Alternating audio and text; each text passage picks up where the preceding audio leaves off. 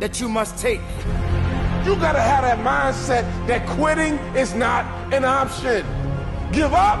Who, me? Never. Stop? Who, me? Never. That's for the next guy. That's for the next girl. But not me. Why? Because I don't quit. That ain't how I do it. That ain't how I roll. I never give up. You must understand that there will come a time in your life that circumstances are going to challenge you. Hey traders. Hope you are doing well and enjoying your trading journey. The market is always full of opportunities if you know where to look. Right now, the price is at a strong support level, and we can see rejection from this area.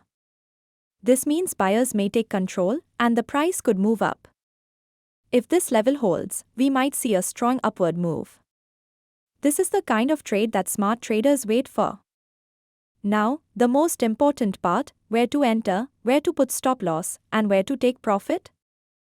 These details are shared in our private group. If you want to trade on your own, that's fine.